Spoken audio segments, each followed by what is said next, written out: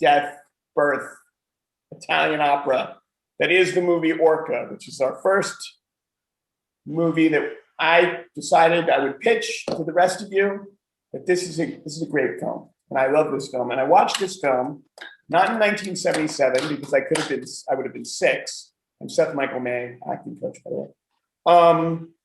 And I watched it probably 2 years later under my parents' bed when it came on TV at about, it must have gone from like 9 o'clock to like 11 when the news came on back then. Yeah. Yeah. Mm-hmm. So I spent time under my parents' bed and watched this movie and rooted for the killer whale. So that was fun. And since then I would have dreams about our neighborhood pool, and there would be Orca the Killer Whale with the Nick Finn, which is a big deal. We'll talk about that in the pool. And and I have a killer whale tattoo and a killer whale tooth to size of a killer whale tooth tattoo. That's got me into. Is that new? Yeah, this is well. You haven't seen it, but it's not new. It's a couple years old. Oh, I'm like, I don't remember that. Your last tattoo? It's my last tattoo. Okay. It's my last tattoo. And my nephew loves it, but most people think it's a banana, and I have to explain to them that no, this is a killer whale tattoo. That's how big it is. Or my daughter would think it's a unicorn. Yeah, that's what I'm saying. The first thing I would think is that this is like a horn that's on top of a rhino. Else, like it's a rhino horn. The tooth is the last thing that would occur to me. Well, a rhino horn is made out of hair. A tooth is a tooth. So yeah. So cool. All right. So this movie was made as an FU to Jaws. Dino DeLaurentis, who's a producer who's mainly only interested in making money, was like, we have to get a bigger fish. And a shark. And a great white shark. Yeah. So the writer, who's Italian, I can't remember his name, whose brother is a zoologist, pitched that the killer whale is tougher than that. And then from these great things comes this. Luciano Vincenzoni is the story and screenplay. He's the story and screenplay writer, right? Just for reference. And the director is Sergio Donati. There was Sergio Donati. But who directed it? Michael Anderson, who also directed Logan's Run the year prior. Logan's Run. Is that what it was? Yeah, which is a great. And he also directed Around the World in 80 Days, which was Best Picture, 1952. Okay. Just to give you some context. So this was a bad time for Michael Anderson in his career. I was looking through his filmography. He does every genre, and it's different: horror, this one, comedy, science fiction, all around. Do all of his films have this sort of blockbuster impulse behind them? Because it seems like all the films that you're describing are like really big Hollywood type of. Was that a killer whale? I don't know. No. You're saying he did every genre, but it sounds like he mostly did like big blockbuster type films, right? He did, but he did a few in the 80s. He did a couple of horror films as well. Oh, interesting. What horror which is weird. He made a movie about one every 3 years since 1950. And then he died, and his last film was in 1999. Which horror movies did he do? He did one called Dominique in 1979, a British horror film starring Cliff Robertson and directed by Michael Anderson. The film is based on a 1948 short story, What Beckoning Ghosts, by Harold Lawler. And then he did The Marshall Chronicles the year after. Then he did Murder by Phone in 1982. Murder by Phone. Sounds like a good one. Sounds like one to put on the list. Michael Anderson. It's a part. Sounds like I could make a movie with. Have you seen Murder by Phone? No. No, Judy hasn't seen. The poster looks awesome though. So cool. So all right, let's get into it.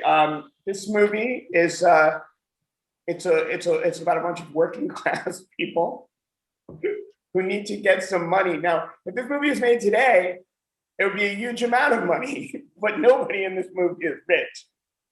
So it's an interesting anti-capitalist movie in that no one is gonna like have a great time if they succeed in the thing, which is that they want to capture a great white shark for an aquarium. Well, first they want to they want a great white shark, right? Which is how everybody meets up. So you meet Nolan, who is Richard Harris, the great actor who is known primarily for being drunk in most of his life and career, and his crew, which is Keenan Wynn, who was like second generation actor and like great. Bo Derek, who doesn't look like Bo Derek yet because I don't think she had much work done, and Bo Derek's boyfriend, who's there basically to be Bo Derek's boyfriend, and that's the crew. And then, but they don't know that there is a Marine expedition at the same time going on where Charlotte Rampling, the British actress and model and big sex symbol of the 70s, is underwater, and the great white shark that they're hunting is going to come and eat Charlotte Rampling. Yes. But also, John Carradine is the diver. Right. Because Charlotte and John Carradine were buds, and a few years later, he would be in Revenge of the Nerds. And he's also in, he's the one who's Tracker in Django Unchained, right? I think so. I think he was also in the hospital, and he was a villain in Law and Order: Criminal Intent. That was one of the better episodes. So that's the initial. So you know the great white shark is there, and the Charlotte Rampling is trying to like put boulders on top of her and hide underneath it, but nearby, very unsuccessfully. Unsuccessfully. But nearby, we've already seen to this Ennio Morricone score, who did The Good, the Bad, and the Ugly. We've seen these killer whales dancing in bliss nearby, like completely like this opera, like. And when I heard this music for the first time, and I didn't know it was Morricone, I was under the bed and I was like 8 or 9. I was like, this is what love sounds like. Love must sound like this. This score. So anyway, suddenly, you know, they're trying to like save Charlotte Rampling, and you're like, why is that idiot in the water? Carradine falls in the water too, doesn't he? Doesn't Carradine fall in the water when they pull Charlotte Rampling out? But then Carradine falls in the water After she gets out, yeah. And the shark goes for him, and then the big male orca, who you don't even see, I don't think. You just see a scream, and they don't make noise in real life. But for some reason, this great white shark, which just the year before you were told is the most dangerous animal and the reason not to go swimming anymore in Jaws, goes flying out like a piece of meat. And if I may interrupt here, I think that's a very important decision, and I like how you underlined it, because 2 years prior, Jaws was made. We all know that, but in direct relation to Jaws, Dino DeLaurentis then commissioned to have this film made because he wanted to ride. Wanted to out Jaws. Yeah, what'd I say? Can't really do, but it was kind of a pretty beautiful. And then if you remember in Jaws 2, the first thing they find dead on the beach is a killer whale with a chunk taken out of it. No way. Yeah. Well, so it really affected them, the fact that the movie was made. It's like, we are the king. So you hear this screaming, dying shark, and Richard Harris is like, good days, what could have done that? And then in her no affectation British accent whisper, Charlotte Rampling like, there's only one animal in the world that can do that, a killer whale. And then you're on the ride. you're on the ride. So she knows everything about killer whales, and he knows nothing about killer whales. And she's a woman, or what would have been called a woman in 1970. 7. I don't know how she identifies now. And Richard Harris, I'm pretty sure would identify as cis male. And very cis, very male. And they decide, you know, what would be better than getting the great white shark, which is now dead, and putting it into the aquarium? We'll do it with the killer whale. So then it happens. So I don't want to talk about this part of the film because it's a part of the film most people were like, what kind of film is it? It's almost like a horror film. They wanted to make it a horror film because Jaws was like a summer blockbuster. Some say it was the first summer blockbuster, but Orca, you know, wanted to show that we could kick Jaws' ass by killing the shark. And now they want to, like, seem to me, change tones and make it kind of more serious. And what you're seeing has consequences. Like, you're not going to have any fun here in the beginning, but later on in the film, they do make it fun, which is strange to me. Yeah. They never have the fun that the crew in Jaws ever has, that the three guys have together. I'm at a disadvantage because I never actually saw Jaws. So What? I never saw Jaws because I always thought that these kinds of movies would just be boring to me. And I'm wrong, and now I'm actually really interested in seeing Jaws. But I'm kind of curious if somebody could in a quick recap of what was the story of Jaws about? Right here. Okay. They spend an hour. 3 men spend an hour on a boat trying to kill a shark. That ruined July 4th weekend. By eating people. So it's basically a revenge film. So it's even the parallels with Jaws and Moby Dick are even stronger than those parallels that I was seeing in this Orca film. Mm-hmm. And what you're saying, what do you think about what I just said? Orca is more like Moby Dick. Orca's more like Moby Dick than Jaws is. Okay, yeah, because I get this very strong Captain Ahab vibe from Richard Harris. See, I think if another actor other than Richard Harris played this guy has no motivation except money and security, and being a fisherman, and that's what he does. But when it's Richard Harris, so when it becomes like personal, he goes full like obsessed. But he's not. But the beauty is he's not obsessed with like getting back at the killer whale. He's obsessed at playing the game that the killer whale has been demanding that he plays. Like, you want to play this game now? I'm going to play this game. I'm going to do it exactly the way that you want to do it, and let's go. Let's go. He screams at the ocean. What? Yeah. Richard Harris, drunken, screams at the ocean. Yeah, that's the Bo Derek thing. I'll fight you! I'll come out and fight you! You son of a bitch! There's only one in that moment.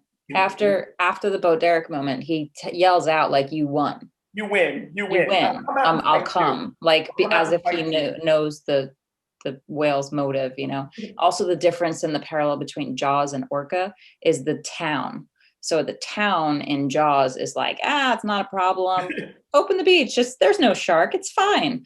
But then in Orca, they're like, well, there's this like history and there's superstition and like, so you better go out there. So it's a completely different relationship that you have with the environment. Right, but it seems like they were both tied to economy because in Orca, yes, they wanted Richard Harris to get the whale because it's scaring away the fish. And I also think because later on, like the beginning of the third act, Richard Harris says that he wants to go back to Ireland, that America never really suited him. But he's been living in America for 16 years. Mm-hmm. So I think he kind of felt that he had to correct this wrong or this moral battle just so he could go back to his home country for some reason. I don't know why he put that upon himself.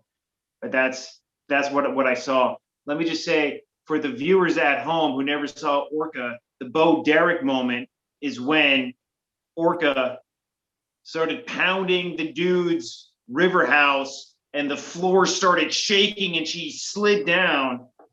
Turns out, but at the time in that movie, Bo Derek broke her leg. She had a full leg cast, which was dangling off the boards right when Orca came up and bit off her leg. And then she survived, but he got the leg. That's what I mean by like fun. You never saw that in Jaws. Yeah. And in the TV version of Orca, there's an extra scene where Nolan visits her in the hospital.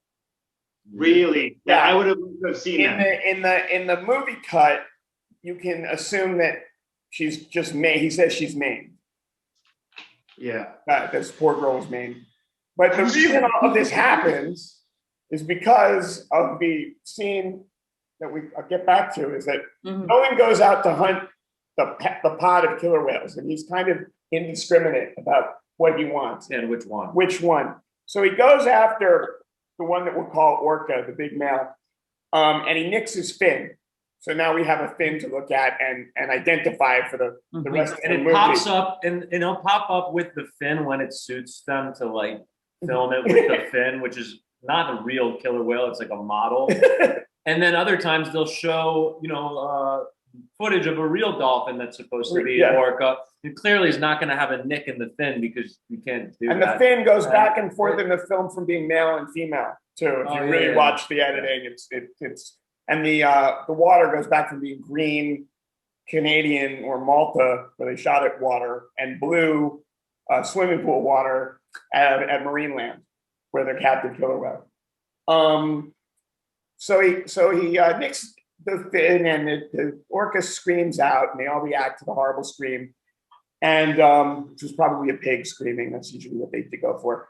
And then now they go and they go for the female, and they hit her with the trank, and they pull her up, and she's up there, and the male is like watching and like pissed off, and the best performance you can get out of a polyurethane fake whale.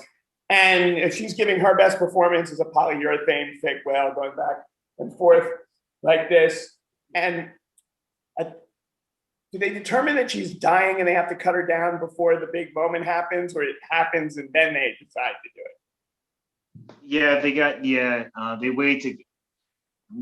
In the movie, they edited so it takes a while for them to cut her down to really maximize the moment, because that's when the screeching violins comes in. Yeah. And then you get the close up, and then the carcass falls down. It's me. And it's an abortion. She has an abortion. The killer whale, the female orca's. Well, that's what happens to women when they die. See, this is why. To women as well. So if a woman is pregnant, and a woman, or I guess orca, and they pass away, the body will birth the infant at whatever stage of conception it is. So that does parallel to human, which goes back towards his story, which seems a bit too perfect for me, where he's like, well, my wife and child was killed by a drunk driver. She was pregnant. So I know how he feels. That was just, for me, just seemed a little too like perfect. Kind of like the best line in the whole thing, though, on some level, just how bad it is. And then later on that, there's a moment where Charlotte Rampling's kind of like in pajamas, but there's nothing except the voiceover to say that they have any romantic relationship, which doesn't really say it either. Like I wonder if her voiceovers are there because someone went, they have absolutely no chemistry whatsoever. We better like have her talk over this film. So she's like got just like an open pajama top kind of, and falls into bed with him, and they're hearing this whale song, which is humpback whale song. So it's not. And she's like, what's he telling you? And he's like, I'm you, he said. Or me, he said. I'm your drunk driver, he said. So for me as a little kid, I was like, this is awesome. It's awesome. Which is, I mean, it's cheese. It's like, it's an opera. This movie is like an opera. Well, yeah, I mean, I guess it's, I mean, I could see that, but they really put forth a lot of effort in the beginning to kind of make it serious. Because in the beginning, in the bay, and Orca kept on attacking the ships, a couple of those ships in the bay, like, they made real ships fucking sink. Yeah. I saw that. There was one long shot with some focal depth, and they really like one boat sank. You saw the whole thing and the pier and the dudes getting along the thing. I'm like, wow, they're because you don't see that every day. You see like a boat sinking and they cut it together, but you don't just see a boat fall. And it really gives you that that image of like the water and getting engulfed in it. And I'm pretty sure they did that in the beginning, just so you get a sense of this. Like you're dealing with water, it can and get you, and nobody could do anything about it. And that's because I'm like, that's just budget wise, that was one of the most expensive shots, I think, just to kill two boats, and they did that. Also, to what Judy was saying, Judy, when you said that you thought it was too convenient how Richard Harris had the same backstory as Orca, having a wife who got into an accident and had an abortion. I see that, but to me it kind of acts like a mirror, It's like, where does animal and where does man kind of start? Because if we can relate to each other, if we know what another animal is feeling, then I don't know. I've never really seen that like before. I don't know. That's my point. As in, like, they kind of had like a dichotomy between those. Yeah, no, it is a great mirror, as you said. It might be maybe like the way that they revealed it was just like, oh, well, I had the same thing happen, so I get it. Like it was just so like, oh, which seemed opposite, I feel like, from Jaws. Jaws, I had a lot of suspense where I didn't feel like there was as much suspense. No, I did watch it the second half with my 4-year-old who came home. She was scared because she was under the covers, asking questions about the Arctic whale. So I might be in her bed tonight. Wow. She thought it was very I found the movie actually kind of scary. Not scary in a way that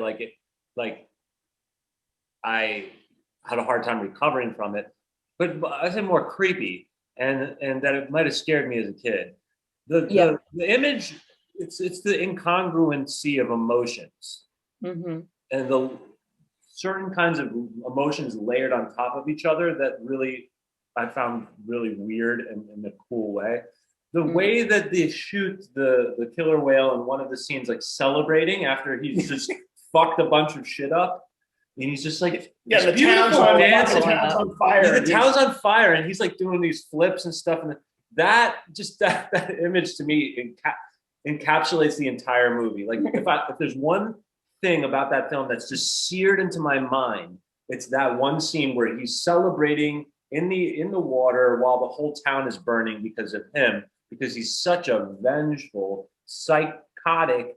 I mean, the real psychopath in this film is the whale. Like, you think like eye for an eye. This guy doesn't want an eye for an eye. He's not like it's like the hunger for vengefulness of this thing is like on a level that you don't even see with humans. Well, you'll notice. You'll notice if you watch it repeatedly, because I've seen it like 10 times. When he pushes his mate to the shore as sort of a like, oh, by the way, you did this to me, so take care of it. He goes with his whole pod of whales, and then they move away like he's not going to be hanging out with us anymore. Like he's gone, he has a mission now that we don't, and you never see the other killer whales again. But they pull away like, he's gone psycho, which we know now. If you see the movie Blackfish, killer whales go psycho. They go completely. So maybe it's perfectly reasonable to expect the killer whale to go all like Liam Neeson on everyone, and that's just what they do. But it seems, but the way that it's depicted in the film with the celebrating the whole thing, is the part that really my mind. And if I was a kid, I'd be a little creeped out. What? Sorry? No, I was just gonna say I feel like my viewing experience of it in 2021 also, it's like I've seen the movie Blackfish. I've been to, I've watched Shamu and been to the aquarium where you see these like shows of people swimming. So I feel like this whole monster is like, oh, but I saw that when I was little and it was doing tricks. So it's like watching like a killer unicorn or something. Not totally the same, which could be a great horror movie.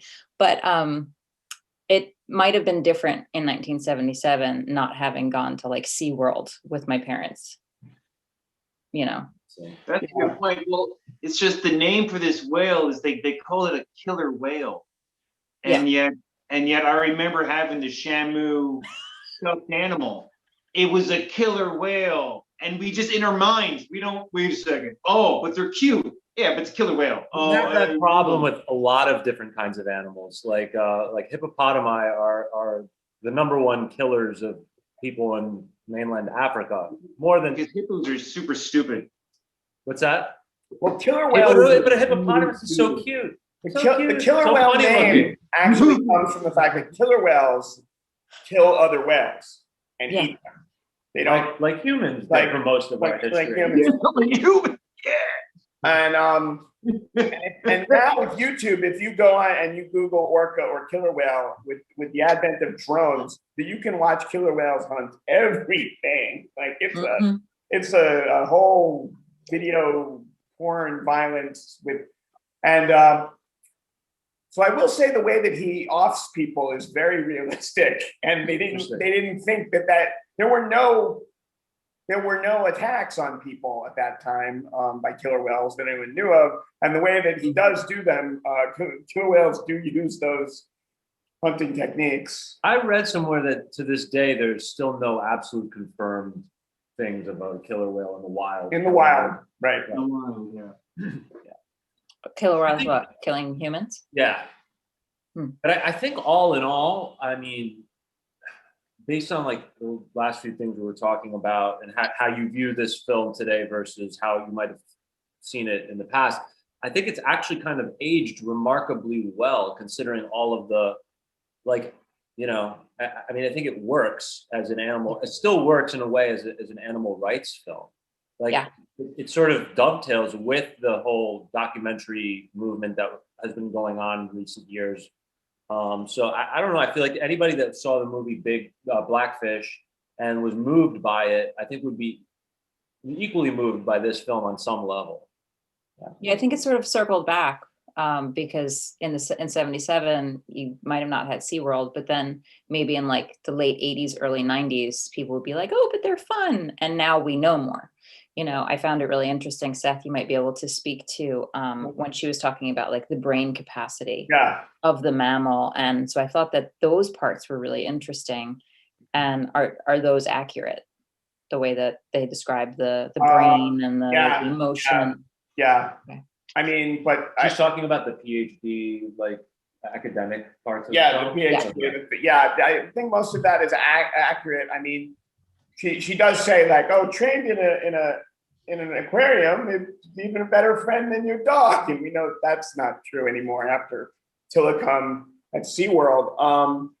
But you know, I think that scene is also a setup for to show you that the baby looks like our baby, so that when you see the baby, you're even more. Remember, because this is the 70s and this is the time of like aliens, so like people were really into that biology class thing, and I can only imagine that it's an Italian screenwriter and there's an abortion in it, so like it has more meaning. Well, it's technically a miscarriage. It's a miscarriage. I'm sorry. Yeah, it's a miscarriage. Yeah. Also, excuse me, little fun fact. Richard Harris insisted on doing his own stunts. Right. Insisted to a point where he nearly died several times. And it's been well documented. Like they saw him, but he kept on wanting to do it.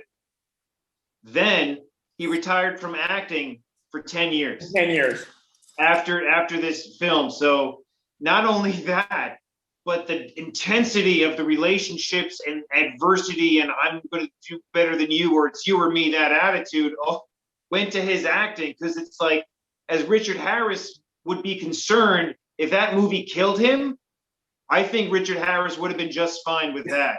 You know, like man versus nature shit. And maybe that's why he had to cool out, because he was kind of like an intense guy. He had that charming Irish, you know, brogue. Yeah. But in the stories between him and Peter O'Toole, those are pretty intense guys. And don't get fooled because they're as intense as like an orca. That's just what it seemed like to me. Yeah. And also that scene where you see his face when he's at the front of the boat and it's snowing and it has no expression, like he's a dead person. Like he might as well be a wooden Indian with a front of like a Viking dragon boat. Like, and she's like, so it had come to this. Nolan was going to hunt the orca. And that's after the fire. So you see the fire and you see the dance, and then it cuts to snow and it's cold. And you're leaving the harbor that's now no longer burning and going out into the snow. So it's yeah. Well, no, I like that too, and that's what it reminded me a lot about Moby Dick. Yeah. But also remember Frankenstein in the novel. Dr. Frankenstein goes north and his monster follows him, you know? So it's, you know, they had that type of relationship too. It's like, because the orca was smart enough to get him to go out there so he'll be in different surroundings away from shore. And then I did like that whole shot, which mimicked the shot in Jaws with Robert Shaw, but as the orca went up on the iceberg, Yeah. it went like that. Another one. And then he died. Well, first he pancakes him. First it looks like he might save him. Yeah. When I saw that, I'm like, they killed him. He did it. But, like he's dead. And there's only one. And I think by then, Will Sampson, by the way, bless his heart, I'm glad he got acting work after Cuckoo's Nest. But Will Sampson was in it. And he had some intense shit, man. It was just nice seeing him because, you know, with the chief, I feel like we're friends, you know? I have some things to say about Will Sampson in the movie. Because Will Sampson you meet right after the mate is pushed, the female orca is pushed and left there. Yeah, and we should probably say Will Sampson, for most people that would recognize him, would remember him from One Flew Over the Cuckoo's Nest, as Sean mentioned, as the Indian, the dumb mute Indian. As Jack Nicholson says, the biggest goddamn Indian I've ever seen in my life. Exactly. And so he plays another kind of, in a way, even more weirdly, like, I don't know what the right word is for what they're doing with his character, like but spiritual leader, the docile, deep, childlike, connected to the land Indian, as if like they don't. Yeah, like a holy man. He seemed like a holy man. Yeah, of course like, they do. You know, but tough. Yeah, he's like the mentor character in the movie. The spiritual wise old wisdom man. guy.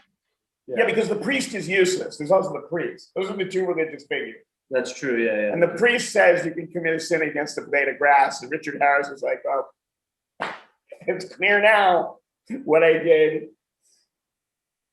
But I kind of like how Richard Harris was kind of humbled in those scenes. He took off his hat and he kind of acted like a kid. And he's like, all right, fine, I got a question. You know? Well, he's Irish and it's a Catholic, you know. He's always like that. Because, you know, that is even, because in the church, that's what you're supposed to do. But there's the ocean, which is something else, and different sets of rules and stuff. I guess rules that you have to feel and go all into with the maximum set of consequences, you know, which like reminded me of, because it's not like when you mentioned we should talk about the movie Orca. I'm thinking in my head, God damn it! Out of all the movies, you had to pick Orca for me to watch, but I watched it and I paid $2 on Prime, by the way, to watch it. Yeah, I did like enjoy it. It was really nice to see these things together, and especially with me, I kind of like just seeing movies from the 70s. That's just my favorite, you know, decade. If it was a genre, you know, my favorite for music too. Yeah, for music. I don't know why. It was just that's the way it is. But I just dig the movie because it does get a bad rap because it's always automatically connected to Jaws. But you know, that's why I was like, Abram, how you never saw Jaws, and then you saw this one. It's more like a horror film, and that's what I think they really try to do, just to make it distinguished. But Jaws, I mean, Jaws is fine, but it's But there's no church or spirituality in Jaws either. Like this, no. Well, the dollar, the almighty dollar. the almighty dollar. But the almighty Yeah. dollar is here too. It's just not a lot of it. That's a good point. Because there was three dudes. I kind of like the single man to animal aspect in this, and all the deaths, just like in a horror film, died one at a time. They died one at a time, and then the only chick was left. Yep. The only chick was left, and that's exactly how 90% of horror films are just like that. Which I did get used to it, but then by the end, the final killing of Nolan or whatever, there's something very strange about that scene to me, and I don't know how intentional it was, but it was almost like they're trying to make it. Oh, you want to see some big heroic death? No, he's just gonna get flopped on his. They don't even show how he died. He didn't get impaled on something. It wasn't grotesque or horrible in any way. It was just like, nope, whoop-de-doo, I'm the whale, and yes, I'm gonna kill him, and here he goes. No hero's death for you. That sort of was my. I don't know if any of you had the similar impression to that, or. Well, I never actually saw that scene because like I said before, I fell asleep a couple nights in a row watching the movie. And then by the time it was like night 3 to watch the last bit, I no longer had my Prime rental of it. So he flips him like a pancake. He goes around him 3 times like he might save him and get him on his back. And then he flips him like a pancake with his back tail into an iceberg. And then he slides down the iceberg like the way your mom might slide a pancake off the griddle onto your plate, and he goes into the water, and you just watch him sort of go down, down, down. And then a helicopter comes and picks up Charlotte Rampling. And then we watch the Morricone score goes crazy nuts. Beautiful. And we watch the fin and the harpoon that's been put into it go bleed and go down and go down and go down. And you can assume that it's probably never going to come up for air again. Like, he's done too. Like, he's committing suicide. Like, the whale? The whale. Like, the whale offs himself? It's been theorized by people, and I think that's my interpretation now, is he gets the harpoon out of himself, but he's on a downward trajectory, and he's got no reason to come up anymore. Fair, then that makes it slightly better, I guess. So I've been playing around with ideas to like ways I could make this movie so that I wouldn't fall asleep watching it. And I think like there's one of the problems is that the whale's desire for revenge so intensely outstrips Nolan's desire for revenge. And I think if you felt early on that Nolan wanted revenge when his mate died, if you felt a connection between him and his mate, and he went out and wanted revenge, that would be awesome. But I think the makers of the movie were so eager to distinguish it from Jaws, they didn't want to just play up that, oh, someone died, now let's go hunt the whale angle. So they came up with all this mishigas, and it made me fall asleep. Not a bad. So Aaron, would you say like nobody should ever watch this movie ever? Unless 3 times. I mean, if you have cool people to talk about it with, then it's worth watching. But otherwise, no way, man. Yeah.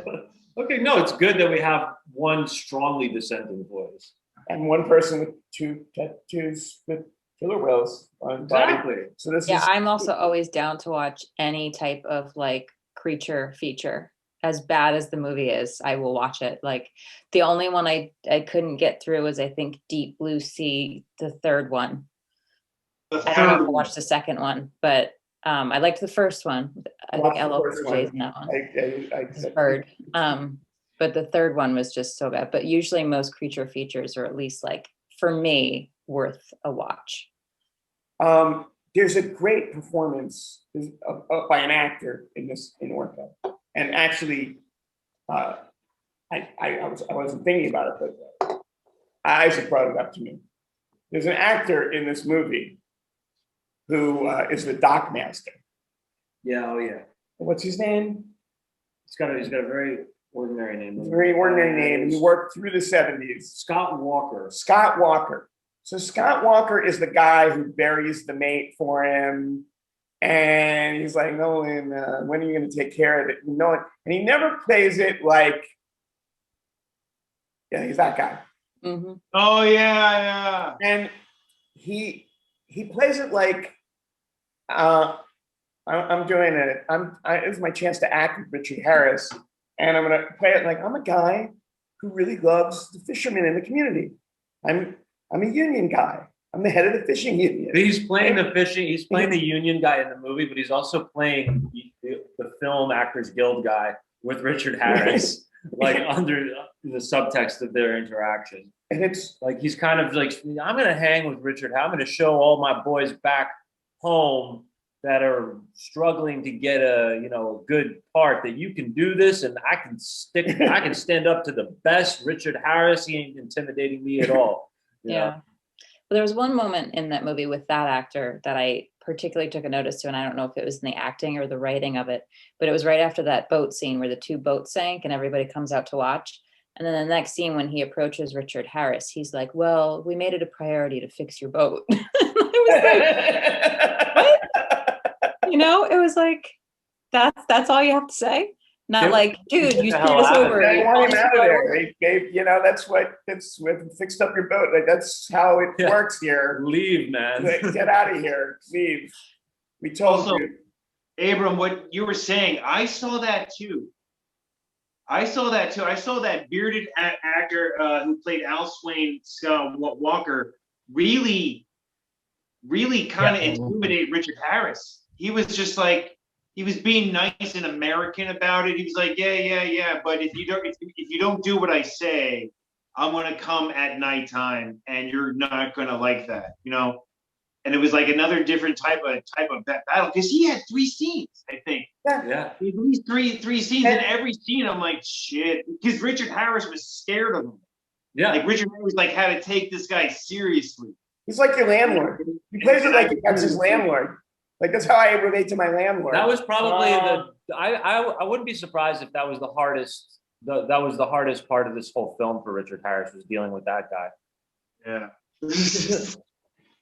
Everybody else had this kind of, all the other characters, the reason that it was so easy to watch them all die is because they kind of had this real, like, their purpose was to die in that movie. They didn't really have any major, they didn't have anything real going on in their story.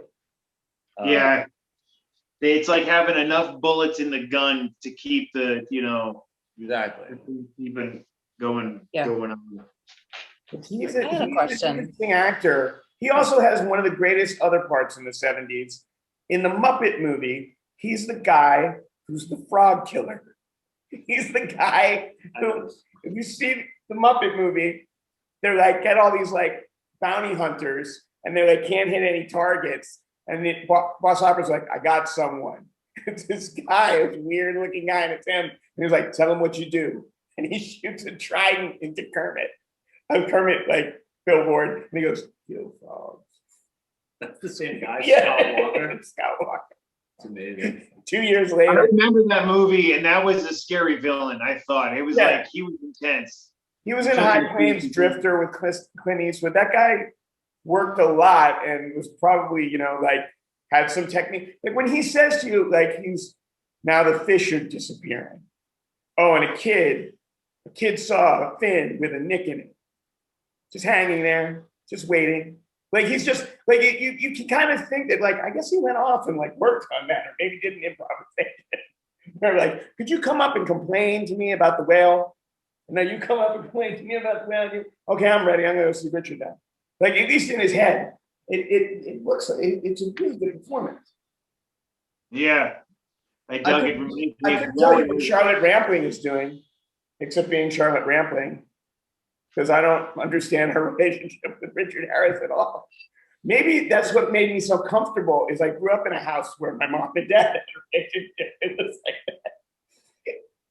Well, we go on vacations together and we do things, but yeah, I was wondering why she went with him in the final. yeah, like at that point, is she supposed to be in love with him?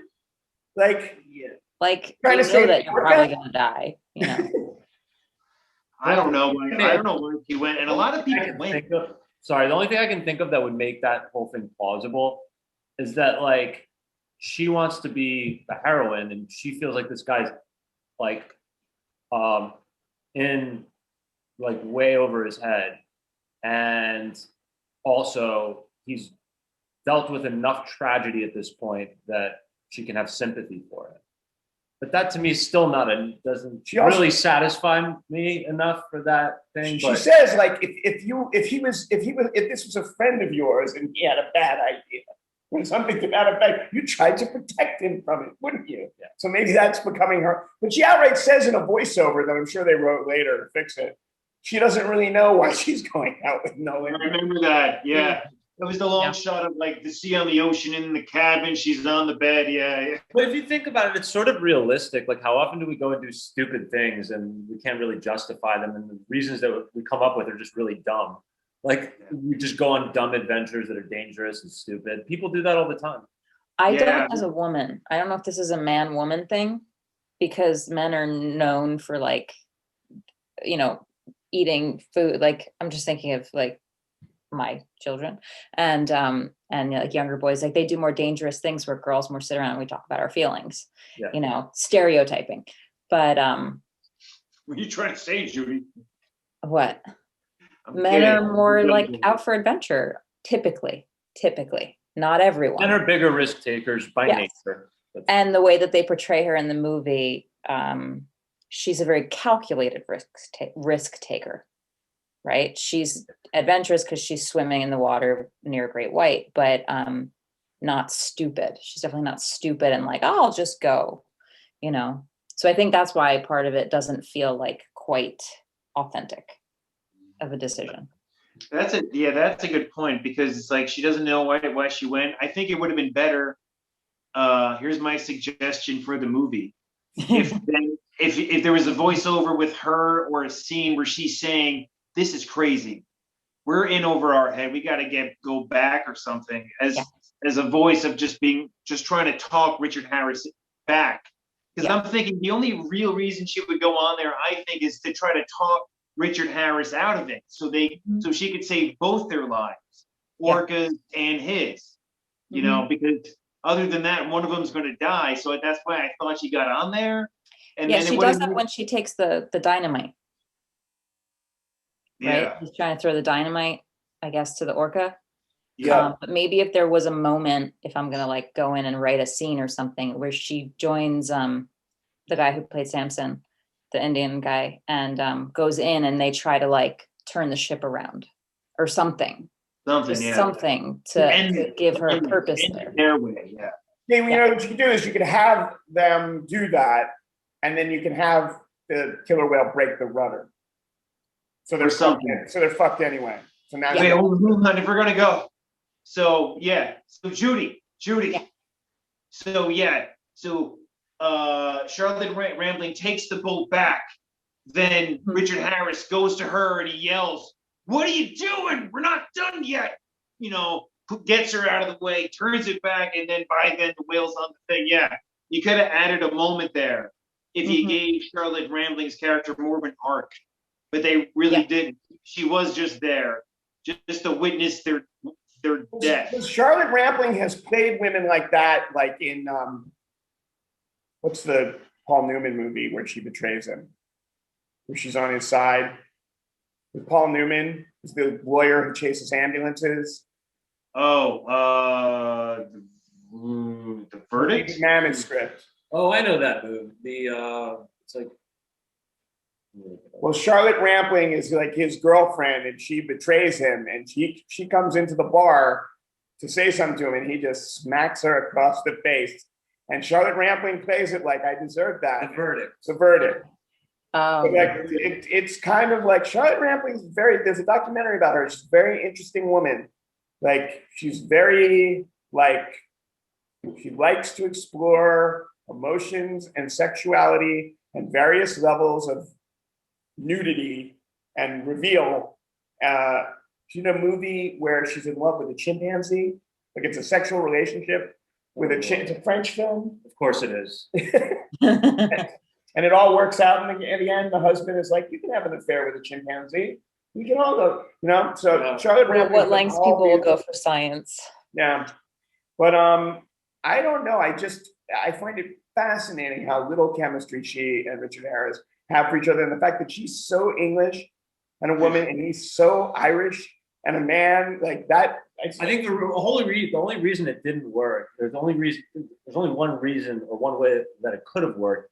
There had to be a lot of drinking involved, and Richard Harris needed to start hitting the bottle at the right moment. I don't know what moment that would have been, and just really totally flying off the handle and flying into a rage, and her getting sucked into that, and them having that really negative, that really dark, what would you call it? Dark, self-destructive attraction. When an alcoholic gets involved with a manic depressive. Yeah, exactly. She's open about being a manic depressive. They could have made that happen, but I don't know how they would have woven that into. I think you need a better director. You need a better director than Michael Anderson, I think. And then the Orca is just like justify. And then the Orca has like a moment where he's like, you know what? These people are horrible human beings.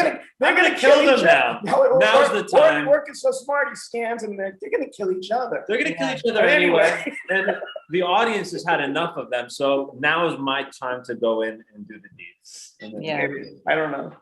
I have a question. Yeah. To the whole point of the movie. So in most monster movies, they have to confront, like in Alien, like she has to confront the alien. She's on a spaceship, right? Why was he so, why didn't he just go? Right? Like he had an opportunity, I guess. I don't know if they set up any sort of attachments to like the town or the people or something that he didn't just go. He's only attached to his boat, and he has no money. I think that's the implication, is that, like, even if it's not totally clear, I think the implication is that this guy has to be with this boat. Wherever he goes, he's going to be here. And no matter where he goes, this fucking thing's going to follow him. Like, okay. He can't run or hide from this thing unless, I guess, he abandoned his boat. But that's his whole See, world, I right? think another actor, like, who isn't Richard Harris, like, okay, like, this is like, if I got this, I play him like a guy who he just can't get it up for anything until this game starts. Like, oh, like this is the beginning of his Well, no, life. Since the wife and baby died, it's only been these little jobs and his boat. And now the boat, the guy who got him the boat got killed, and he paid the money to the priest. So there's this, and then Charlotte Rampling's like, he wants to fight you on the water. He's like, well, and he says, I won't do that. Mm-hmm. Oh, and then he gets caught up in a way, her what she says about him, the killer whale seduces him. And then when the killer whale basically takes out, there's a line in Serenity when the guy goes, if your opponent has ground to go to, make sure he has no ground to go to. And that's what the killer whale does. He basically destroys any opportunity for Nolan to do anything except fighting. But I think if you had someone who was a little less passionate than Richard Harris, and it was like, you know what, I'm finally alive. Like, that's what that big King Lear, I'll come out and fight you, you son of a bitch thing is. King Lear. It's like him doing King Lear. I'll come out and fight you. He says, you win. Because you win, I'm going to come out and fight you. But then right after it, and he's going out of town, he looks like he's dead. And I'm wondering if it was played the other way, where he's just like some dead guy.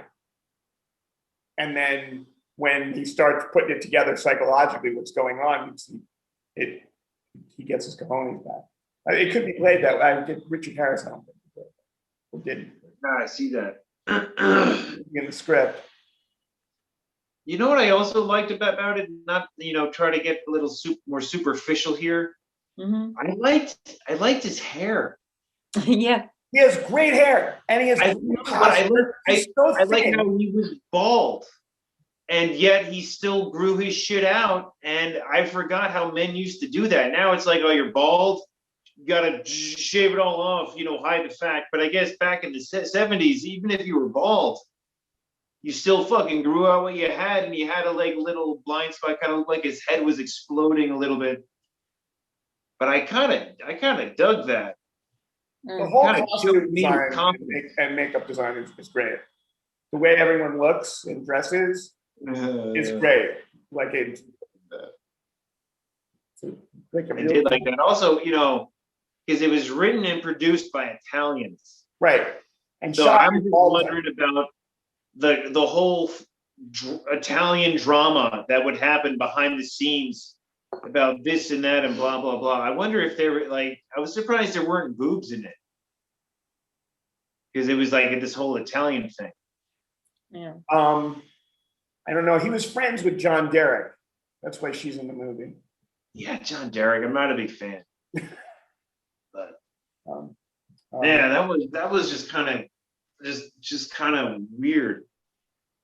And this is one of those films that would get replayed on TBS 100 times growing up when I was a kid, but I never really got into it then.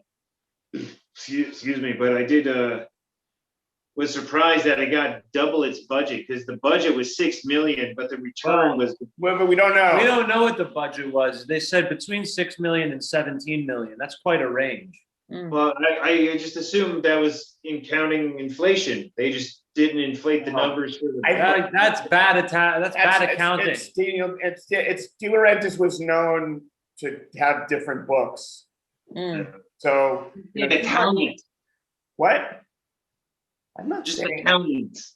it's not just Italian. He has a reputation among the Italian producers to be like that. He made Conan the Destroyer, which we're going to do for you, and almost he had to put extra muscle for Dino. His name was Dino. Hey, Dino. Dino DeLaurentis made the King Kong remake in the 70s. Yeah, and he also did Dune '84. And he told Meryl Streep she looked like a pig in Italian, and she speaks fluent Italian. So she heard him and said, well, I guess I'm not pretty enough for your production of King Kong, so I'm going to go explore other avenues in the day. And yeah. And then she got Deer Hunter in '78. Yeah. Right. Good. I think we probably wrap it. Yeah. Did we talk? We were just talking about what you would eat with this movie. Because we were eating sushi.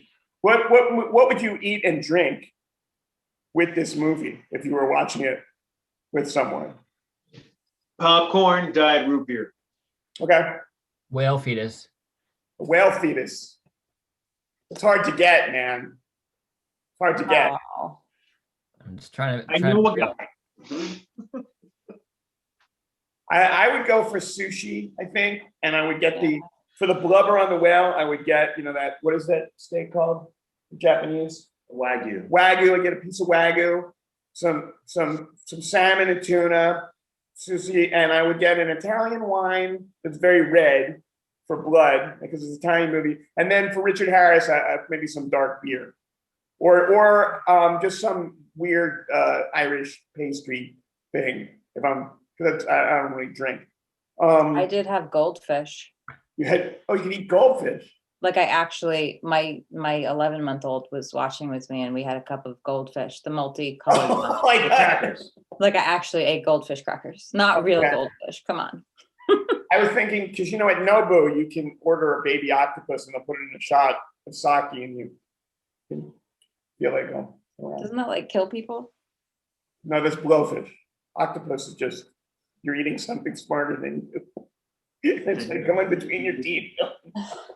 Stop! Well, I will say from an acting standpoint, can I just mention that as an actor? Yeah. It was all well acted. Wherever you didn't like it, it wasn't one of those movies that you turn on and you're like, oh, I can't even get past the acting, or like, oh, they tried their best with that line. Like I didn't find any of that with it. So at least from that aspect, like it was all at least believable, as an acting standpoint. I mean, even maybe not virtuosic. What? I mean, I would even go as far as to say it was virtuosic, and that I found the level of acting made me forgive a lot of things that I might not have forgiven. Yes. Yeah. They did take it seriously. Like it was classical. Yeah. Like I could see at the London at the London Academy of Dramatic Art, I could see the acting students do a scene from Orca. Yeah, there should be scenes. I could see that because it's like, how are you going to play it? Like this, like this, like this. Because there's a lot of undercurrent there. If anyone out there is one of my students or someone who, you know, sees this and wants to do a scene from Orca, I want to see someone play the orca too and just like walk around like eyeing them. Yeah, theater production of it. Honestly, I mean, change subjects a little bit. Yeah. I would also like to do a scene from The Last Boy Scout. Like, I would love to do a scene from The Last Boy Scout. I'll be Damon Wayans or, you know, Bruce Willis. We'll do that. I'll direct that. Happy to do it.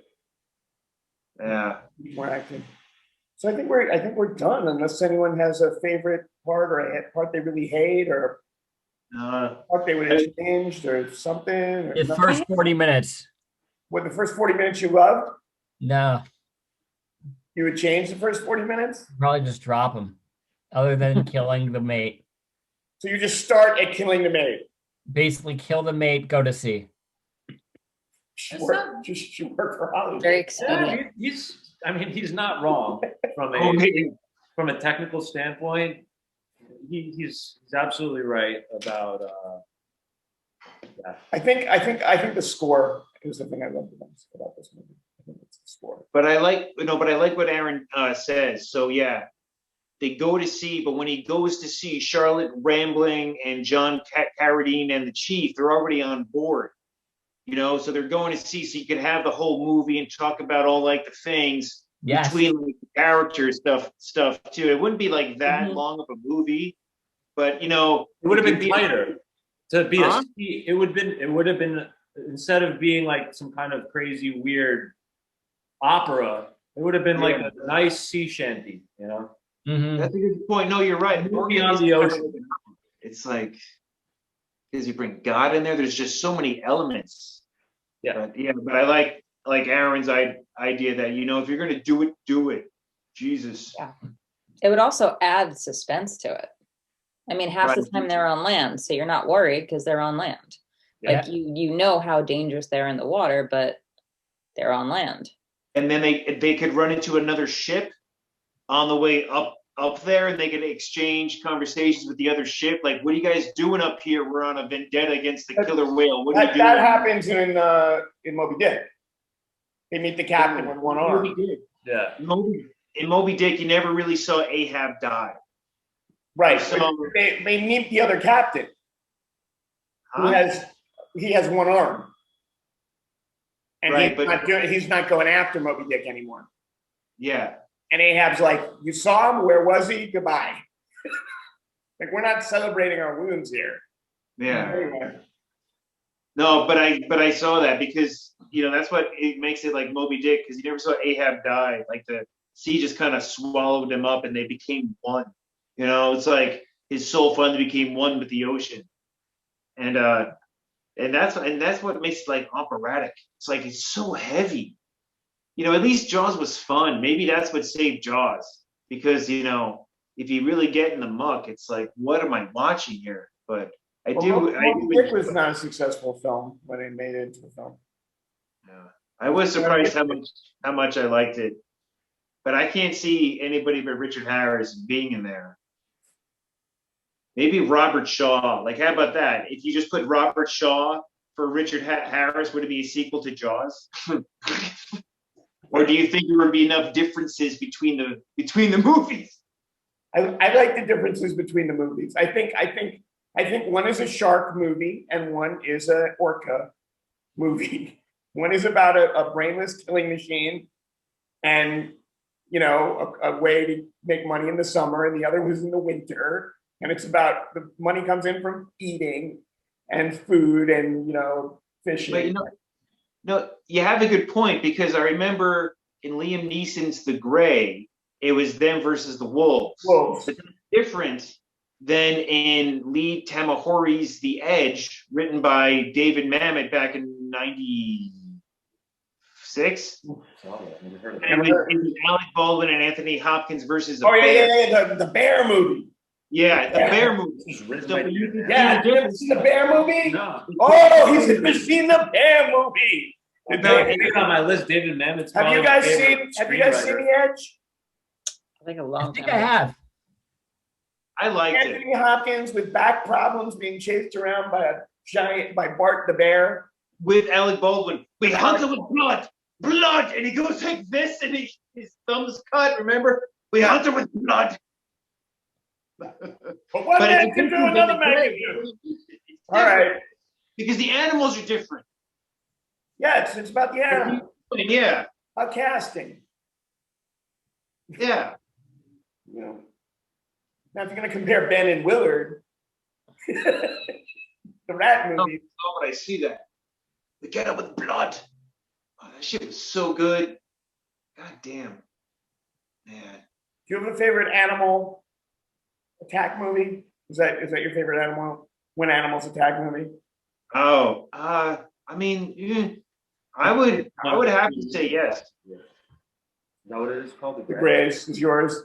Mine is between Orca and then the original Willard and Ben, which are about rats, the friendship between kids and rats that eat people.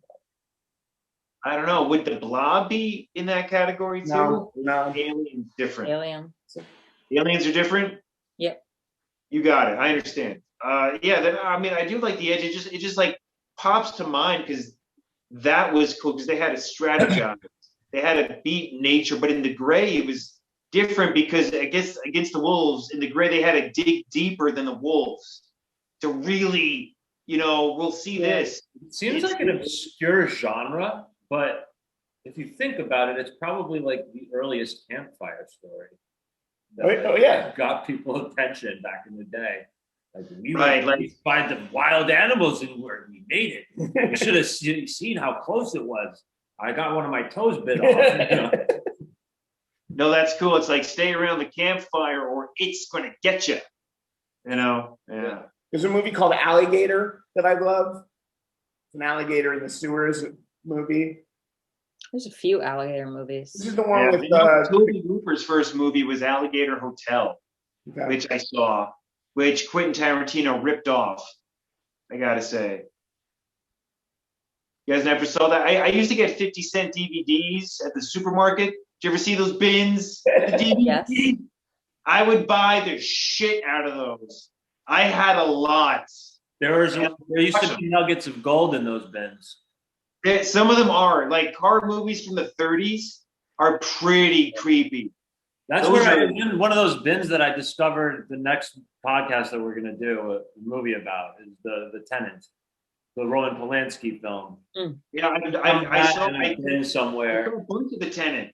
You know what else I found in a bin somewhere this was not at a time when it was like really popular, but the Orson Welles adaptation of The Trial, the Kafka novel, which is great. Which is an unbelievable film. And the fact that it was like the budget was terrible and like he didn't get what he wanted and he had to improvise made it even better than it probably would have been.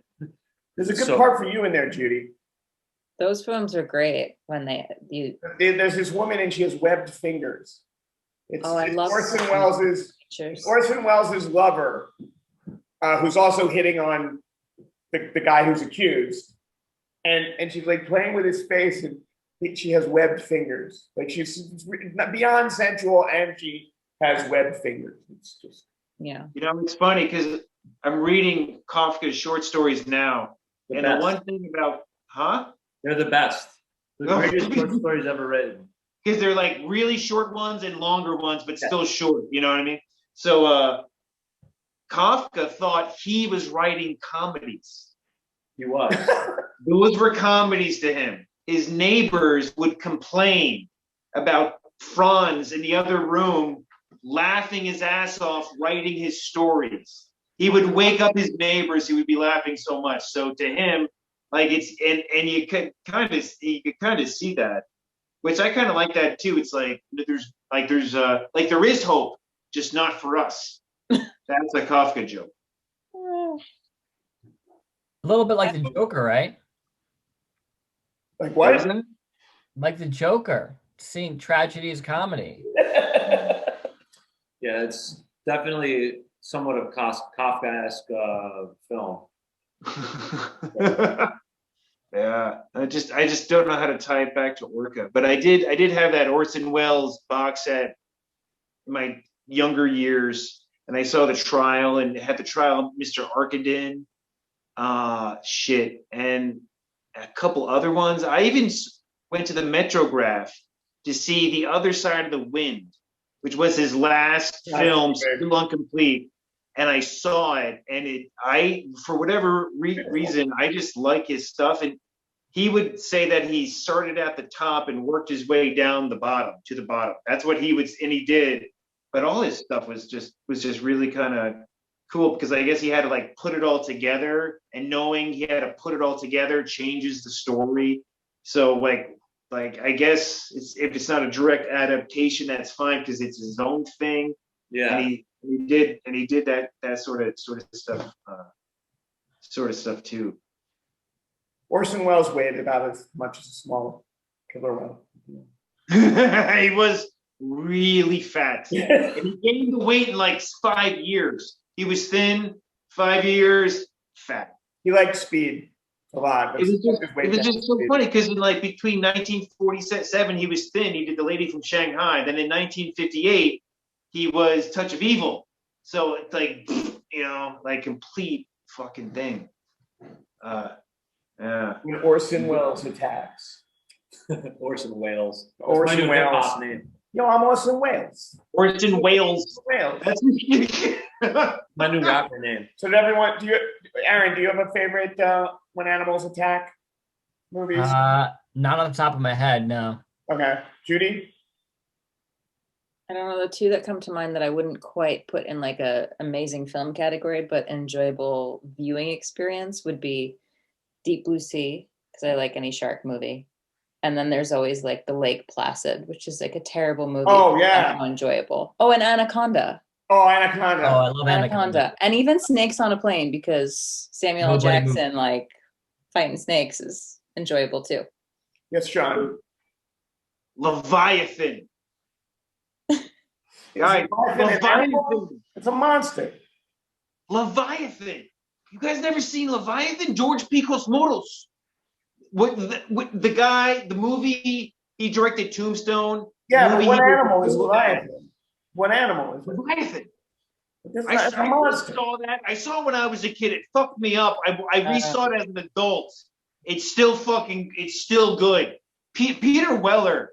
He knew what he was doing. Borderline animal attack film. Okay. Because you're saying it's not technically an animal. It's a borderline. monster. It's a monster. I even saw that underwater film with Kristen Stewart, like 2018, and it was basically Cthulhu in the end.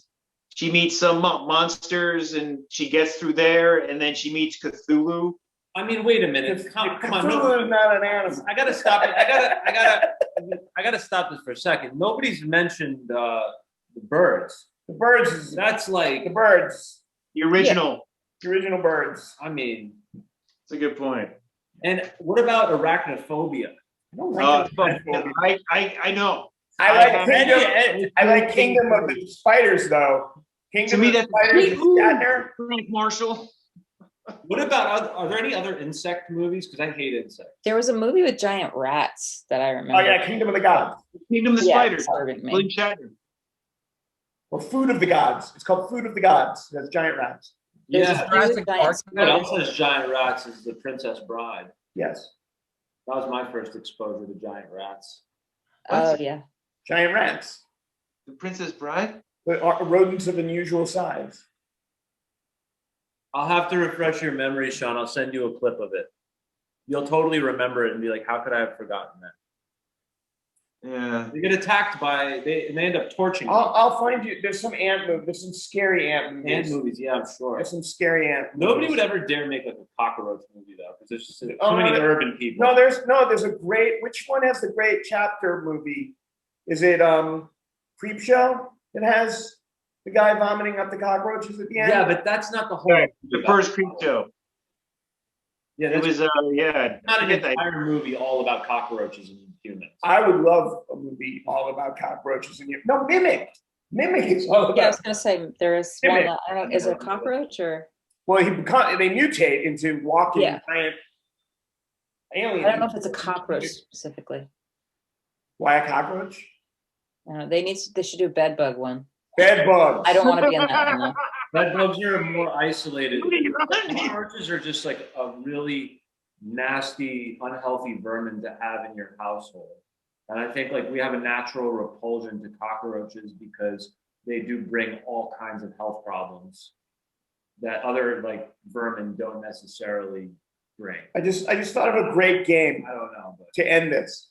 okay. Everyone take out their phone or some other device and go to YouTube and type in, or go to Google videos, visual search, and type in bed bug infestation. No. Bed bug infestation. What's the point of that Just game? to see your reaction, to see all of our reactions. I'm not doing that. You're not gonna do it? I'll do it. Whale feeding. Aaron will do it. Aaron. Just bed bug can- infestation. Bed bug infestation, and do a video search or an image search.